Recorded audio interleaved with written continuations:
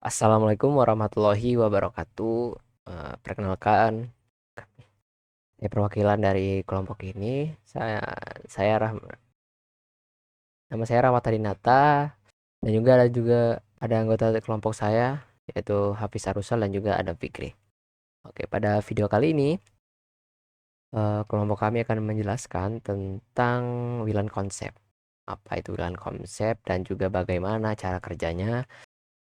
Simak saja pada video kali ini. Oke, sebelum masuk dengan inti dari modul ini, lebih baik kita membaca terlebih dahulu ya tentang apa saja sih objektif yang bakal kita eh, pahami pada modul ini. Ya, yang pertama itu ada pengenalan tentang wireless ya. Itu kita akan mendeskripsikan WLAN teknologi dan juga standarnya bagaimana. Dan juga ada komponen-komponen yang digunakan pada WLAN. Nah, jadi kita akan menelusuri infrastruktur WLAN, bagaimana sih WLAN infrastruktur itu. Selanjutnya juga ada WLAN operation. Nah, kita juga bakal menjelaskan bagaimana wireless teknologi itu bekerja.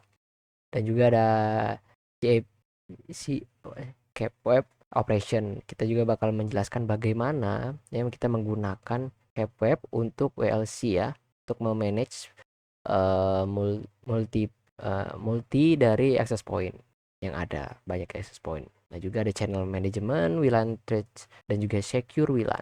Oke, langsung saja kita masuk pada modul subbab 2.1 ya, tentang manfaat atau benefit of wireless. Nah, ya, jadi WLAN ini membuat ya mobilitas kita itu lebih mudah dalam lingkungan bisnis ya. Kita bisa bisa dibilang pada lingkungan bisnis atau suatu kebutuhan seperti rumah atau lingkungan seperti itu. Nah, keuntungan utamanya juga termasuk seperti penghematan biaya saat kita merelokasikan peralatan atau eh, karyawan, nah, dan mengadaptasi ya yang lebih cepat terhadap kebutuhan itu berubah seperti itu. Nah, langsung saja tentang jenis-jenis dari wireless network ini apa aja. Ada wireless personal area network. Nah, ini area wireless personal area network ini itu areanya cukup kecil ya. Biasanya 20 sampai 30 kaki dengan teknologi seperti Bluetooth atau Zigbee seperti itu. Kayak sini ada contohnya, ada kayak printer, kamera yang menggunakan Bluetooth lah, kayak mouse wireless itu yang bisa pakai Bluetooth itu. Selanjutnya juga ada wireless local area network. Nah, jadi eh, ini area cakupannya kayak dalam gedung atau lingkungan yang lumayan agak lebih luas dibandingkan yang sebelumnya tadi dengan standar IEEE 802.11 seperti itu. Selanjutnya ada wireless metropolitan area network. Nah, jadi ini cakupannya lebih luas ya, biasanya untuk kota dengan menggunakan teknologi WiMAX ya, seperti itu. Nah, yang terakhir ada wireless wide area network. Nah, ini areanya sangat luas menggunakan network seluler atau jaringan seluler ya. Nah, selanjutnya itu tentang wireless teknologi. Nah, jadi teknologi utama ya yang digunakan meliputi Bluetooth, WiMAX, seluler, broadband, dan juga ada dan juga satellite broadband. Nah, misalnya kayak Bluetooth itu standarnya WPAN yang digunakan untuk komunikasi komunikasi jarak pendek. Sedangkan WiMAX itu digunakan untuk cakupan yang metropolitan. Nah, sini ada contoh-contohnya ya. Yaitu pada Bluetooth ini menggunakan yang namanya tipe Bluetooth radio, yaitu Bluetooth Low Energy dan juga Bluetooth Basic Rate. Nah, untuk bagian WiMAX ini, nah yang ada di tower-tower itu ya. Ya, untuk mencakup sekitar 30 mil ya, 30 mil itu jarak udara atau sekitar 50 kilometer ya, seperti itu. Nah, ini beroperasi pada WiFi dengan tapi tinggi apa tinggi kecepatannya itu sesuai dengan jarak dan juga ada grid number of usernya. Oke, seperti itu. Selanjutnya ada cellular broadband. Nah, ini mendukung jaringan 4G dan juga 5G ya untuk wireless mobile network. Seperti itu.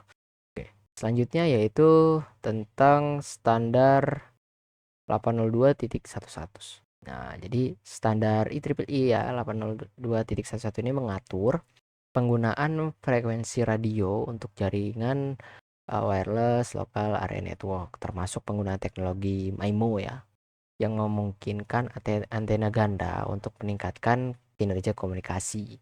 Nah, implementasinya yang populer itu di sini ada ya, ada beberapa jenis di sini. Ada standar WLAN IEEE juga, dan juga frekuensi radionya dan juga deskripsinya. Di sini yang pertama yang 802.11 saja dengan frekuensinya itu 2.4 GHz ya, atau cakupannya itu tidak terlalu kencang ya. Speednya juga hanya sampai 2 mega. Yang selanjutnya juga ada 802 seri A ya, ini seri A, seri B, seri G, seri N, seri AC, seri AX. Nah, dengan beberapa ya. Nah, untuk seri A ini dia menggunakan frekuensinya itu 5 GHz ya. Dengan kecepatannya itu sampai 50 Mbps, dan juga untuk area kecil ya. Dan juga ini, nah di sini terlihat tidak interop, jadi tidak bisa berkomunikasi ya, tidak bisa dikomunikasi dengan seri 802.11b dan juga 802.11 yang varian G. Nah, untuk bagian seri A ini tidak bisa berkomunikasi dengan varian B dan juga G, seperti itu.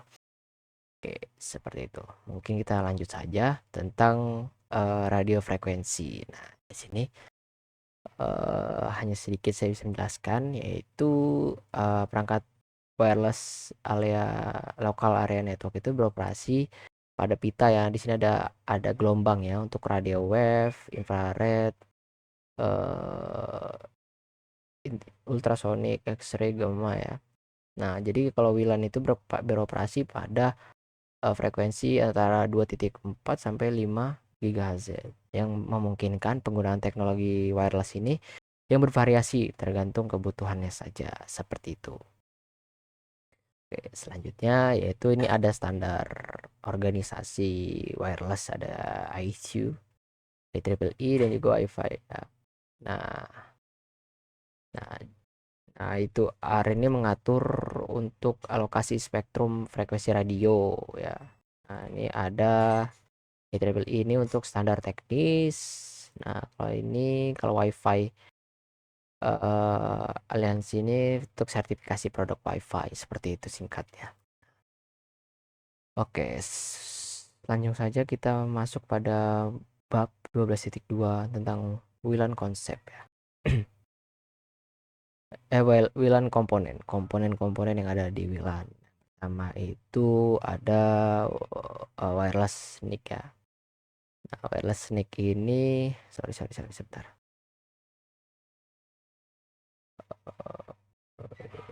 Nah, kalau NIC wireless NIC ini memungkinkan perangkat seperti laptop dan ponsel ini terhubung secara nirkabel ya. Nah, end device dengan wireless NIC dan juga network. Nah, ini berkomunikasi untuk laptop, tablet, smartphone yang jaraknya itu ya. Nah, seperti ini ya. Kayak contohnya itu kayak mouse tadi ya. Mouse tadi itu bisa yang USB wireless adapter ini contohnya. Jadi cakupannya itu tidak terlalu besar. Nah, selanjutnya yaitu tentang wireless home router. Nah, jadi wireless home router ini secara singkatnya itu menggabungkan fungsi akses switch dan juga router ya.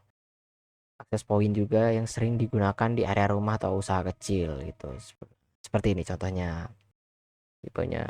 Nah, ini biasanya untuk akses point itu dengan provide pada 802.11 dengan tipe ABGN EAC wireless access ya.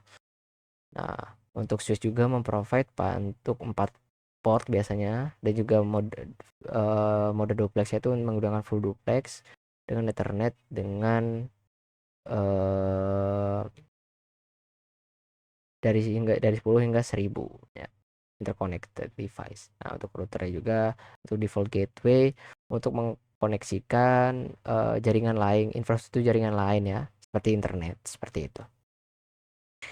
Nah, selanjutnya yaitu ada wireless access point. Nah, perangkat yang menghubungkan klien ke jaringan. Nah, bisa berupa access point otonom atau berbasis pengontrol untuk manajemen skala besar. Nah, seperti itu saja. Nah, di sini ada kategorinya ya. Ada kategori autonom ya, dan juga ada control base. Nah, secara singkat, autonom atau controller base ini dibedakan kayak artinya autonom ini bekerja sendiri dia. Nah, sedangkan control base ini contohnya seperti kita memiliki banyak access point ya. Access point itu ada 10. Nah, kita dapat melakukan kontrol menggunakan sebuah perangkat ya, dengan namanya itu WLAN controller ya. Jadi contohnya seperti ini simulasinya. Nah, jadi access point pada yang ada di sini ini dapat kita dapat kita kontrol pada WLAN controller di sini. Ya, untuk kemudahan melakukan konfigurasi atau melakukan maintenance di suatu waktu seperti itu. Nah, selanjutnya ada wireless antenna ya. Wireless antenna ini terdiri dari omnidirection antenna, directional antenna, jadinya MIMO antenna. Seperti itu. Ada beberapa perbedaan. Ini contohnya yang ada di Nah, ini menggunakan figur profile setinggi 360 derajat degree ya. Untuk rumah, open office ataupun conference room ya, secara yang jaraknya tidak terlalu. Nah, ini seperti yang ada di tower-tower tersebut. Nah, ini untuk multi antena. Multi in jadi ada seperti full duplex ya, ada untuk melakukan secara langsung ya, yaitu ada in dan out itu langsung pada jenis antena MIMO antennas ini seperti ini. Nah, oke. Langsung saja kita masuk pada modul selanjutnya yaitu tentang WLAN operation. Nah, jadi operasi WLAN ini melibatkan beberapa topologi dan juga proses ya. Jadi ada yang topologi jaringan yang 802.11.1 ya, seperti ini. Ada juga BSS, NSS ya, 80 oke, seperti itu. Kita masuk saja pada bagian 802.11 ini, wireless topologi ya. Nah, jadi termasuk ada jenisnya yaitu tentang ada ad hoc mode, infrastruktur mode, dan juga tethering. Nah, ini untuk peer to peer atau device ke device langsung jenisnya, tanpa kita menggunakan access point wireless router. Contohnya seperti kita menghubungkan klien menggunakan wireless dengan Bluetooth atau Wi-Fi direction seperti itu. Dan untuk infrastruktur modenya itu seperti ini, kita menghubungkannya dengan access point ya, access point. Nah, untuk tethering itu ya seperti biasa ya, kita dari internet kita connect ke HP, kita hotspot laptop kita menggunakan HP seperti itu, kita tethering seperti itu. Oke, selanjutnya juga ada BSS atau SS. Ini cakupannya mengatur cakupan dasar suatu network ya, dimana BSS ini adalah area cakupan dari satu access point. Berarti SS menghubungkan beberapa SS-nya. Jadi secara singkat ya, apa sih bedanya itu? Kalau basic service set ini, dia ini contohnya pada topologi ini ada dua ada dua jenis topologi yang di sini, yang ini dan juga yang ini. Nah, di tengahnya ini ada suatu gap ya. Nah, di mana di sini nih, apabila kita berjalan dari area ini ke area ini, nah, apabila kita berjalan, nah pada area ini kita akan terputus koneksi internet kita. Nah, kita jalan. Nah, untuk bagian extended service set ini tidak ada irisannya, tidak ada irisan antara access point bagian kiri dan juga yang kanan. Seperti itu contoh simpelnya. Nah, yang terakhir selanjutnya ada 802.11 frame struktur frame-nya ya. Nah, mirip dengan frame internet, tetapi dengan tambahan informasi pengelamatan untuk transmisi nirkabelnya seperti itu. Nah, di sini ada uh, frame control, yaitu untuk identifikasi tipe wirelessnya, ada duration, yaitu untuk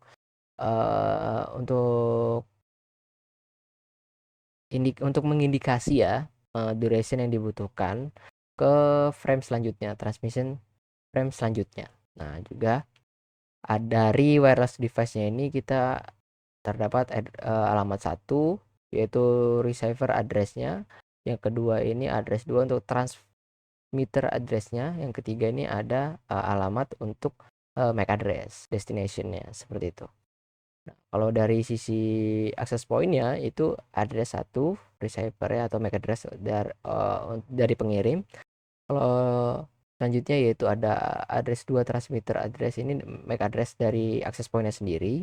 Dan yang ketiga yaitu ada address ketiga untuk MAC address of the wireless destination atau wireless tujuannya, seperti itu. Nah, selanjutnya yaitu tentang CSMA ya, atau CSMA ini suatu metode untuk menghindari adanya tabrakan pada media nirkabel atau wireless. Nah, di mana perangkat ini menunggu saluran kosong sebelum mengirim data. Jadi sebelum adanya. Nah, jadi di sini ada uh,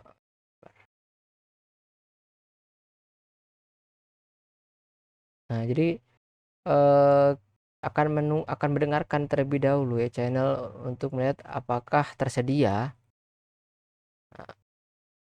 Nah, selanjutnya itu akan melakukan eh, suatu metode RTSA ya, atau request to send.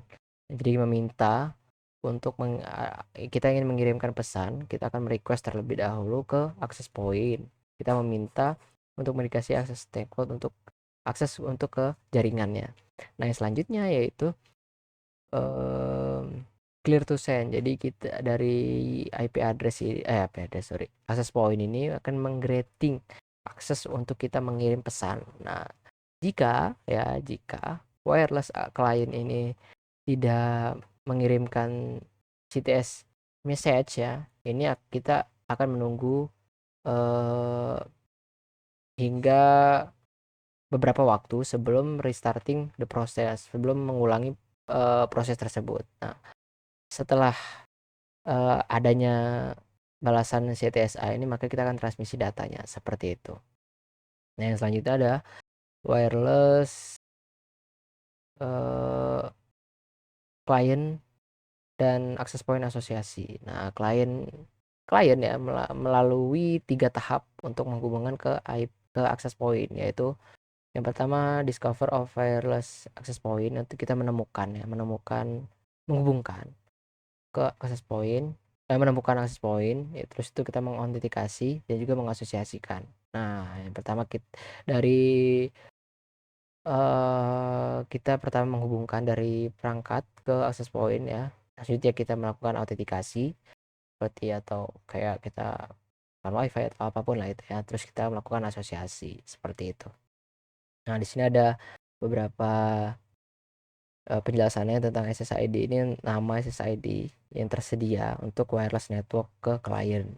Selanjutnya kita ada password, itu untuk required ya, tentang dari wireless client untuk autentikasi IP address access point, sorry. Ada network modenya, ada 802.11 seri A, B, GNS, ya ada security mode-nya itu untuk merefer ya security parameter setting seperti WEP, WPA atau WPA2. Nah, selalu diaktifkan untuk keamanan level tinggi ya, untuk mendukung keamanan level tinggi. Nah, selanjutnya yaitu ada mode penemu, ada passive and active discover mode. Nah, jadi perangkat wireless ini dapat menggunakan mode pasif. Nah, mode pasif ini apa sih? Mode pasif ini secara singkat itu menerima sinyal beacon ya, bahasa itu beacon dari IP address, dari access point. Atau mode aktif ya, mode aktif ini yaitu untuk mengirim sinyal untuk mencari IP, untuk mencari access point, untuk menemukan jaringannya seperti itu. Jadi ada pasif ya. Nah, IP address ini kita melakukan beacon, kita memberi SSID, support standar dan security setting ke perangkat, atau aktifnya itu kita melakukan request ya, dari perangkat yang melakukan suatu permintaan ke access point. Kalau kita memasukkan dari access point, sisi access point itu merespon dan tentang SSID-nya, support standarnya juga security setting-nya seperti itu. Oke, untuk pelanjutan penjelasan selanjutnya akan dijelaskan oleh teman saya. Terima kasih. Oke, selanjutnya pada modul 12 pada bagian bab keempat, di sini ada topik yaitu Cap Web Operation.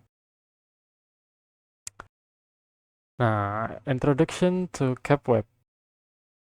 Cap Web merupakan protokol standar IEEE yang memungkinkan WLC mengelola beberapa IP dan VLAN. Cap Web juga bertanggung jawab atas enkapsulasi dan penerusan traffic klien VLAN antara IP dan WLC.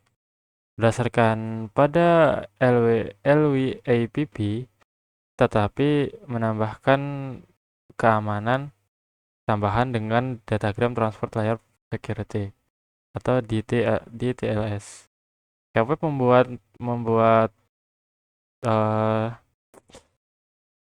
membuat tunnel atau terowongan ke pada port User Datagram Protocol atau UDP. Cap Web dapat beroperasi melalui IPv4 atau IPv6 seperti yang ditunjukkan pada gambar yang ini, tapi menggunakan IPv4 secara default. IPv4 dan IPv6 sama-sama menggunakan port UDP 5246 dan 5247. Port 5246 digunakan untuk pesan kontrol Cap Web yang digunakan oleh WLC untuk mengelola IP. Port 5247 digunakan oleh Cap Web untuk mengenkapsulasi paket data yang dikirim ke dan dari klien nirkabel. Namun, tunnel Cap Web menggunakan protokol IP yang berbeda di header paket. IPv4 menggunakan protokol IP17 dan IPv6 menggunakan protokol IP1366. Dan selanjutnya, split MAC architecture. Komponen Cap Web adalah akses kontrol.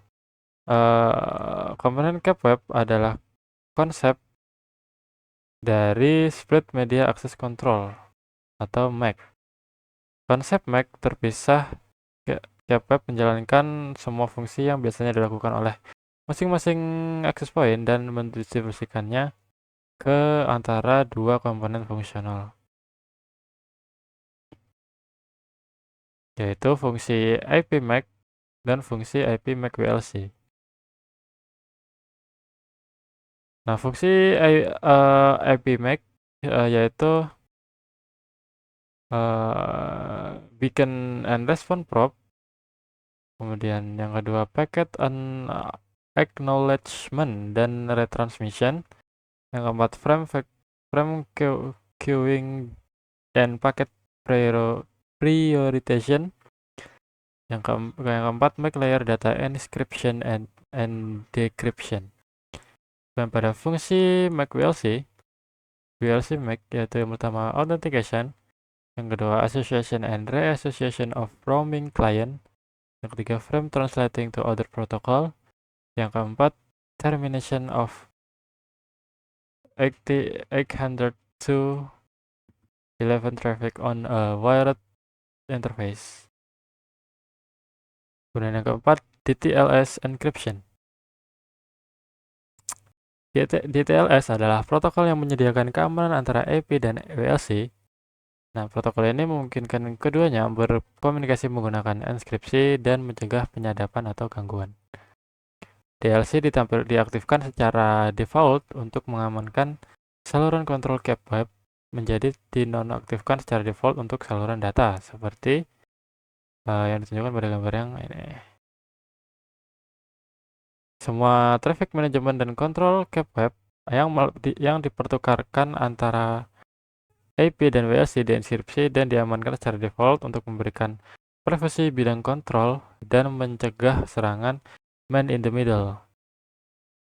Nah, enkripsi data cap web bersifat opsional dan diaktifkan per IP. Enkripsi data mengharuskan lisensi DTLS diinstal pada WLC sebelum diaktifkan pada IP. Saat diaktifkan, semua traffic layan WLAN dienkripsi di IP sebelum diteruskan ke WLC dan sebaliknya. Kemudian yang keempat, Flex Connect IPs atau access point. Flex Connect adalah solusi nirkabel atau wireless untuk menerapkan di kantor cabang dan kantor jarak jauh. Solusi ini memungkinkan kita mengkonfigurasi dan mengendalikan titik akses di kantor cabang dari kantor pusat melalui Link One Wide Access Network tanpa harus menerapkan pengontrol di setiap kantor. Ada dua mode operasi untuk Flex Connect IP. Yang pertama ada Connected Mode atau mode terhubung. WLC dapat dijangkau. Nah, pada mode ini, Flex Connect IP memiliki konektivitas cap web dengan WLC-nya dan dapat mengirim traffic melalui tunnel cap web, seperti yang ditunjukkan pada gambar ini. Nah, ini mode terhubung ya. Kemudian yang kedua ada standalone mode atau mode mandiri. The WLC is unreachable atau tidak dapat dijangkau. Flex Connect kehilangan atau gagal membuat konektivitas cap web dengan WLC-nya.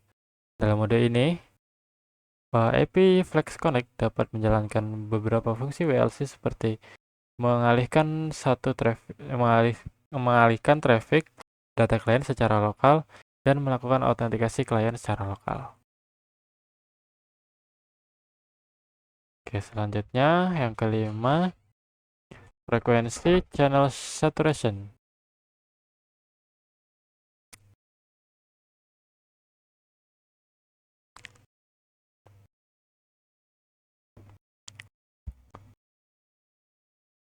Wireless LAN device atau perangkat LAN nirkabel memiliki pemancar dan penerima yang disetel ke frekuensi gelombang radio tertentu untuk berkomunikasi.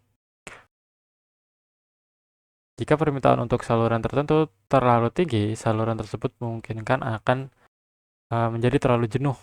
Kejenuhan media nirkabel menurunkan kualitas komunikasi. Nah, selama bertahun-tahun, sejumlah teknik telah diciptakan untuk meningkatkan komunikasi nirkabel dan mengurangi kejenuhan. Teknik-teknik ini mengurangi kejenuhan saluran yang menggunakan saluran dengan cara yang lebih efisien. Nah, berikut ada beberapa saturasi ya, atau top frekuensi untuk informasi. Nah, yang pertama ada di triple S atau Direct Sequence Spread Spectrum. Nah, ini adalah teknik modulasi yang dirancang untuk menyebarkan sinyal ke pita frekuensi yang lebih besar. Nah, teknik spread spectrum dikembangkan selama masa perang untuk mempersulit musuh dalam menyadap atau mengganggu sinyal komunikasi. Nah, intinya seperti itu ya. Kemudian yang kedua, eh, FHSS, Frequency Hopping Spread Spectrum. Nah, pada VHSS ini adalah metode untuk berkomunikasi.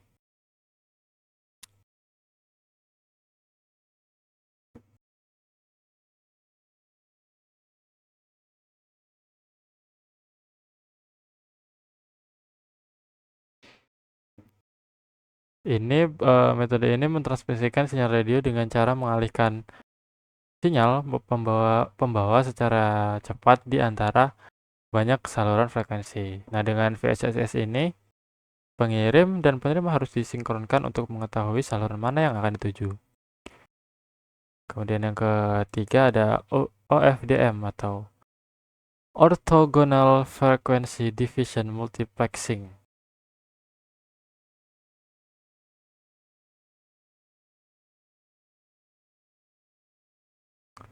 Nah, pada bagian ini dari multiplexing pembagian frekuensi di mana satu saluran menggunakan beberapa subsaluran pada frekuensi yang berdekatan.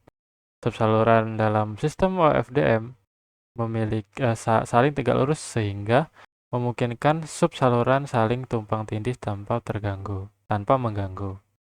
OFDM ini digunakan oleh sejumlah sistem komunikasi termasuk 802.11 ini 802.11ax yang baru menggunakan variasi OFDM yang disebut Orthogonal Frequency Division Multi-Access atau OFDMA.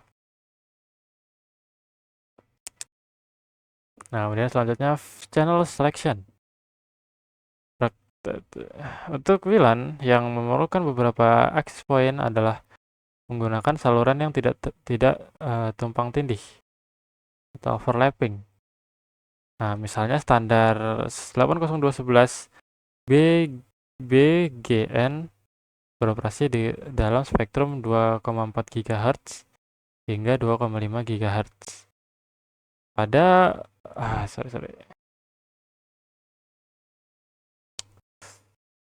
pada pita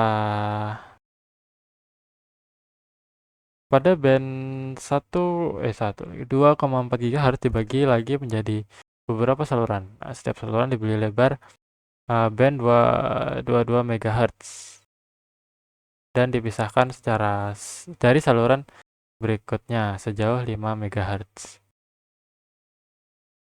Nah, oke. Nah, seperti ini ya. Nah, pada gambar ini interferensi terjadi saat satu sinyal tumpang tindih dengan saluran yang disediakan oleh sinyal lain yang dapat menyebabkan distorsi.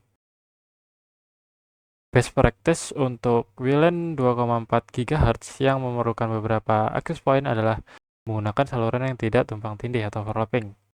Meskipun sebagian besar access point modern akan melakukannya secara otomatis.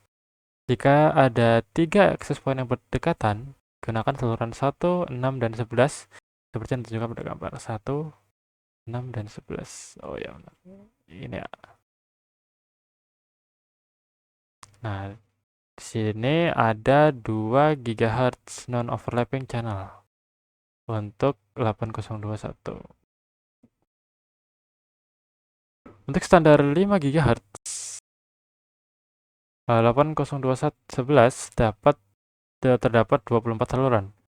Yang pertama, band 5 GHz dibagi menjadi 3 bagian. Setiap saluran dipisahkan dari saluran berikutnya sejauh 20 MHz. Nah, gambar ini menunjukkan bahwa 24 saluran unlicensed National Information Infrastructure atau UNNI untuk band 5 GHz. Meskipun terdapat sedikit tumpang tindih di bagian ekor frekuensi setiap saluran, saluran-saluran tersebut tidak saling mengganggu. Nah, pada 5 GHz wireless dapat menyediakan transmisi data yang lebih cepat untuk klien nirkabel di jaringan nirkabel yang padat penduduk karena banyaknya saluran nirkabel yang tumpang tindih. Overlapping. Berikutnya di sini 5 GHz first egg non-interfering channel. Seperti halnya WLAN 2,4 GHz. Pilih saluran yang tidak mengganggu dapat mengkonfigurasi beberapa access point 5 GHz yang berdekatan satu sama lain. Seperti yang ditunjukkan pada gambar berikut ini. Nah, kemudian selanjutnya non-interfacing untuk channel 802. Oh, ini hanya gambar ya. Nah, selanjutnya plan a WLAN deployment. Jumlah pengguna yang didukung oleh WLAN bergantung pada tata letak geografis fasilitas tersebut, termasuk jumlah orang dan perangkat yang dapat muat dalam satu ruangan. Saat merencanakan lokasi access point, perkiraan area cakupan melingkar penting. Tetapi ada beberapa rekomendasi tambahan. Yang pertama, jika access point akan menggunakan kabel yang sudah ada atau jika ada lokasi di mana access point tidak dapat ditempatkan, catat lokasi tersebut di peta. Kemudian yang kedua, catat semua sumber gangguan potensial yang dapat mencakup oven gelombang mikro, kamera video nirkabel, lampu neon, detektor gerakan, atau perangkat lain yang menggunakan jangkauan 2,4 GHz. Yang ketiga, posisikan IP access point di atas penghalang. Posisikan access point secara vertikal di dekat langit-langit di tengah setiap area jangkauan jika memungkinkan. Yang kelima, posisikan access point di lokasi yang diperkirakan akan didatangi pengguna. Misalnya, ruang konferensi biasanya merupakan lokasi yang lebih baik untuk access point daripada lorong. Dan yang terakhir, jika jaringan IEEE 802.11 telah dikonfigurasi untuk mode campuran, klien nirkabel mungkin mengalami kecepatan yang lebih lambat dari biasanya untuk mendukung standar nirkabel yang lebih lama. Nah, saat memperkirakan area jangkauan yang diharapkan dari sebuah access point, perlu diketahui bahwa nilai ini bervariasi tergantung pada standar WLAN atau campuran standar saat yang digunakan. Sifat fasilitas dan daya pancar yang dikonfigurasi untuk access point tersebut. Exit. Oke, mungkin pada modul ini, pada modul 12.4 dan 5 XR1 cukup, dan pada modul selanjutnya akan dijelaskan oleh teman saya. Oke, assalamualaikum warahmatullahi wabarakatuh. Ini saya akan mempresentasikan tentang WLAN Hertz atau serangan VLAN. Oke, selanjutnya ada Firewall Security Overview. WLAN terbuka bagi siapa saja yang berada dalam jangkauan AP dan memiliki kredensial yang sesuai untuk terhubung dengannya dengan nik kabel dan pengetahuan tentang teknik peretasan. Serangan dapat dilakukan oleh pihak luar, karyawan yang tidak puas, dan bahkan secara tidak sengaja oleh karyawan. Nah, di sini ada beberapa ancaman. Yang pertama ada interception of data. Data nirkabel harus di-encrypt untuk mencegah dibaca oleh penyadap. Yang kedua ada penyusup wireless intruders, yaitu pengguna tidak sengaja mencoba mengakses sumber daya jaringan dapat juga melalui teknik autentikasi yang aktif. Yang ketiga ada serangan DDoS attack atau akses layanan WLAN dapat disusupi baik secara tidak sengaja maupun dengan sengaja. Yang terakhir ada Regio IP, yaitu access point yang tidak sah yang diinstal oleh pengguna yang bermaksud baik atau untuk tujuan jahat yang dapat dideteksi menggunakan perangkat lunak manajemen. Oke, selanjutnya ada DOS attack. Nah, di sini wireless DOS attack. Di sini yang pertama ada improperly configured device device. Nah, di sini kesalahan konfigurasi dapat mengaktifkan WLAN. Misalnya ada admin dapat secara tidak sengaja mengubah konfigurasi dan mengaktifkan jaringan. Nah, penyusup dengan hak istimewa admin dapat secara sengaja mengaktifkan VLAN. Yang kedua ada a malicious user intentionally interfering with the wireless communication. Nah, di sini ialah sasarannya mengaktifkan jaringan nirkabel sepenuhnya atau sampai pada titik di mana tidak ada perangkat sah yang dapat mengakses. Yang ketiga ada accidental interface, yaitu WLAN rentan terhadap gangguan dari perangkat nirkabel seperti oven microwave, telepon kabel, baby monitor, and seperti lainnya.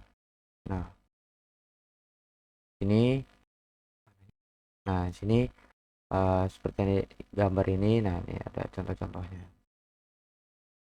Selanjutnya ada Rojo access point. Nah, di sini Rojo itu apa ya, kayak access point nakal lah. Ya itu.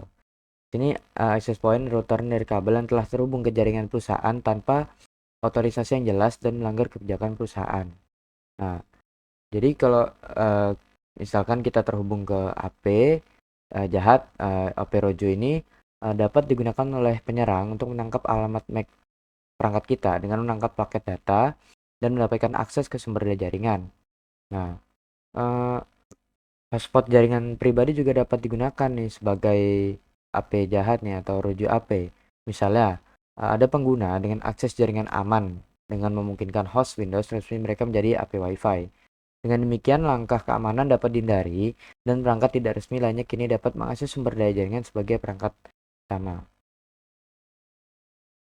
Nah, untuk mencegahnya di sini bisa mengkonfigurasi WLC dengan kebijakan AP Rojo seperti yang ditunjukkan dalam gambar. Nah, sini punyanya Cisco perangkatnya. Di sini kita bisa mengkonfigurasi AP Rojo-nya untuk keamanannya, ancamannya biar berkurang lah Rojo-nya itu. Selanjutnya ada man in the middle attack. Nah, di sini serangan MITM ini peretas ditempatkan di antara dua entitas yang sah untuk membaca atau mengubah data di internet antara kedua pihak. Ada banyak cara untuk membuat serangan MITM ini. Nah, serangan MITM nirkabel yang populer disebut serangan Evil Twin AP, di mana penyerang memperkenalkan AP palsu dan menggunakan dengan SSID yang sama dengan AP yang sah. Nah, sini ya, pada gambar ini contohnya misalkan ada wifi misalkan wifi di bandara gitu. Nah, di sini bisa apa ya, penyerang ini bisa memasukkan nih SSID-nya sama. Nah, ketika pengguna itu memasuki SSID palsu, nah itu dia akan menangkap MAC perangkat dari pengguna yang masuk ke SSID palsu ini. Nah, disitulah bahayanya dari man ada middle attack di misalkan di bandara atau di luar. Maka kurang lebihnya hati-hati ya. Oke, selanjutnya di sini internet anomali di sini.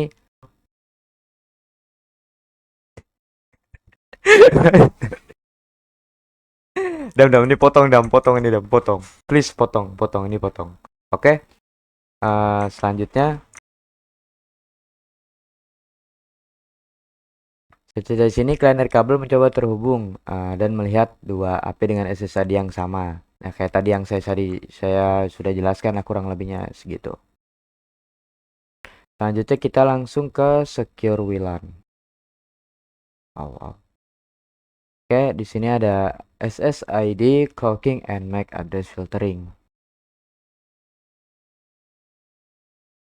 Nah, sinyal nirkabel dapat melewati benda padat seperti langit-langit, lantai, dinding, bagian luar rumah atau ruangan. Nah, tanpa langkah-langkah keamanan ketat, memasang wireless dapat disamakan dengan menempatkan port Ethernet di mana-mana, bahkan di luar ruangan juga bisa. Untuk mengatasi ancaman terhadap masuknya penyusup nirkabel dan melindungi data, Ada dua fitur keamanan awal digunakan dan masih tersedia di sebagian besar router AP, ya, yaitu ada SSD cloaking dan MAC address filtering. Nah, ini SSD cloaking ada beberapa router nirkabel mungkin beacon frame disable, mengaktifkan SS disable seperti yang ditunjukkan di gambar. Nah, ini bisa di enable, bisa di disable. Nah, di sini ada MAC address filtering. Nah, admin dapat mengizinkan atau menolak akses nirkabel client secara manual berdasarkan alamat perangkat keras fisik mereka. Nah, router dikonfigurasi untuk mengizinkan dua alamat MAC. Perangkat dengan alamat MAC yang berbeda tidak akan bergabung dengan WLAN 24 GHz. Nah, di sini contohnya, contoh gambarnya. Nah, yang selanjutnya ada 802.11 original authentication methods. Nah, sini meskipun kedua fitur ini akan menghalangi sebagian besar pengguna, kenyataannya ialah bahwa penyamaran SSID maupun penyaringan alamat MAC tidak akan menghalangi penyusun yang licik. Nah, SSID mudah ditemukan bahkan jika akses point tidak menyiarkannya dan alamat MAC dapat dipalsukan. Cara terbaik untuk mengamankannya. Nah, sini ada dua jenis autentikasi yang diperkenalkan oleh standar 802.11. Yang pertama ada autentikasi sistem terbuka atau Open System Authentication. Nah, di sini setiap klien yang menyambung ke nirkabel harus dapat terhubung dengan mudah dan hanya boleh digunakan dalam situasi yang tidak mengutamakan keamanan, seperti menyediakan akses internet gratis. Nah, di sini klien nirkabel bertanggung jawab untuk menyediakan keamanan seperti menggunakan VPN atau terhubung dengan aman. Nah, di sini VPN dia menyediakan layanan autentikasi dan enkripsi. Nah, yang kedua ada share authentication. Di sini menyediakan mekanisme seperti keamanan WAP, WPA, WPA2, dan WPA3 untuk mengautentikasi dan mengenkripsi data antara klien nirkabel dan access point. Namun, ketika kata sandi harus dibagikan terlebih dahulu antara kedua pihak agar dapat terhubung. Nah, di sini ada contoh metode gambar metodenya. Ketika autentikasi, nah di sini ada apa share key-nya, keamanan ya lah, keamanan dari 802 protokol 802.1 standarnya lah. Ini kalau yang open kan dia no password. Nah, kalau yang open itu di luar-luar itu bahaya ya, jangan sampai kita menyambung ke wifi gratis, karena wifi gratis bisa juga itu wifi SSID palsu bisa, ya, makanya hati-hati. Nah, itulah sekian dari situ. Sini ada share key authentication method. Nah, di sini ada 4 metode ya. Yang pertama itu ada wired equivalent privacy atau WEP. Nah, di sini ialah ini spesifikasi 8 asli dirancang untuk mengamankan data menggunakan metode RC4 yaitu reverse cipher 4 atau enkripsi dengan kunci statis. Nah, yang kedua ada WPA. Nah, sini WPA sendiri ialah standar WiFi aliansi yang menggunakan WEP, tetapi dia mengamankan data dengan algoritma enkripsi temporal key integrity protocol atau TKIP yang jauh lebih kuat. Nah, TKIP di sini dia mengubah kunci untuk setiap paket sehingga jauh lebih sulit untuk diretas. Nah, di sini ada WPA2. Nah, WPA2 ini adalah standar industri terkini sekarang ini untuk mengamankan jaringan nirkabel. Standar ini menggunakan AES atau Advanced Encryption Standard untuk enkripsinya. Nah, AES saat ini dianggap sebagai protokol enkripsi terkuat. Yang terakhir ada WPA3. Nah, di sini ini adalah generasi dari WPA2 untuk keamanan WiFi. Nah, semua perangkat yang mendukung WPA3 menggunakan metode keamanan terbaru. Nah, di sini melarang protokol lama yang sudah ketinggalan zaman dan melakukan penggunaan Protected Management Frames atau PMF. Namun perangkat dengan WPA3 belum tersedia secara luas, karena ini masih baru WPA3 ini. Nah, selanjutnya ada Authenticating a Home User. Nah, di sini router rumah, ini untuk pengguna rumah. Nah, biasanya memiliki dua pilihan untuk autentikasi, yaitu ada WPA dan WPA2. Nah, WPA2 ini lebih kuat dari keduanya. Nah, di sini ada metode dari WPA2. Yang pertama ada personal, WPA2 personal. Nah, di personal di sini untuk ditujukan untuk jaringan rumah atau kantor-kantor kecil dengan pengguna mengautentikasi menggunakan kunci yang dibagikan sebelumnya atau PSK. Selain nirkabel, mengautentikasi dengan router nirkabel menggunakan kata sandi yang dibagikan sebelumnya. Yang kedua ada enterprise. Nah, enterprise di sini ditunjukkan untuk jaringan perusahaan tetapi memerlukan server autentikasi remote authentication dual user service atau Radius. Meskipun lebih rumit untuk disiapkan, layanan ini menyediakan keamanan tambahan. Nah, Radius dan pengguna harus mengautentikasi menggunakan standar 802.1x yang menggunakan Extensible Authentication Protocol atau AIP untuk autentikasinya. Sini ada contohnya, ini ada pilihannya nih. Kalau misalkan mau mengkonfigurasi wireless untuk security mode-nya ada WEP, WEPA personal, WEPA enterprise, WPA2. Nah, kebanyakan kalau yang di rumah-rumah ya pakai WPA personal ini. Untuk perusahaan memang untuk enterprise ini. Ya lebih aman lah WPA2 ini. Selanjutnya encryption methods. Nah, standar WPA dan WPA2 menggunakan protokol. Yang pertama itu ada TKIP yang tadi sudah jelaskan. Ini TKIP adalah metode enkripsi yang digunakan oleh WPA.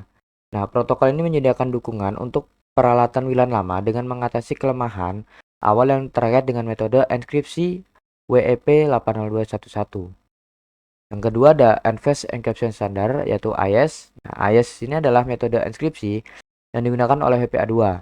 Nah, metode ini ialah lebih disukai karena merupakan metode enkripsi yang jauh lebih kuat.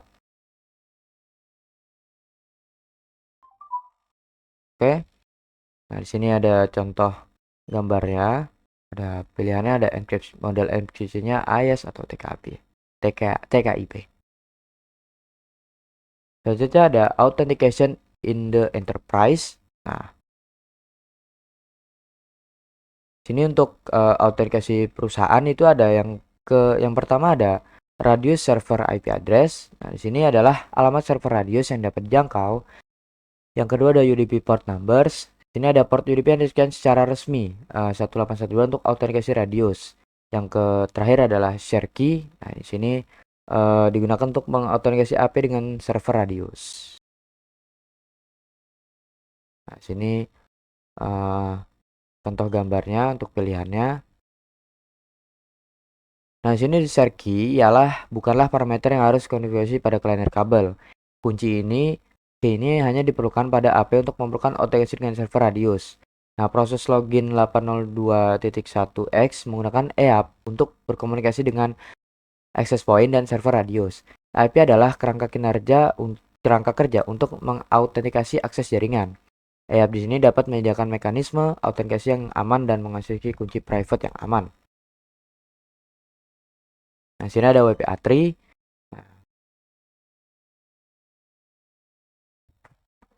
Nah, WPA3 di sini ialah penerus dari WPA2. Ini dia lebih aman. Nah, di sini ada 4 fitur. Yang pertama ada WPA3 personal, enterprise, open network, dan IoT onboarding. Nah, untuk yang personal di sini pelaku ancaman dapat mendengarkan handshake antara klien nirkabel dan AP dengan menggunakan serangan brute force untuk mencoba menebak PSK.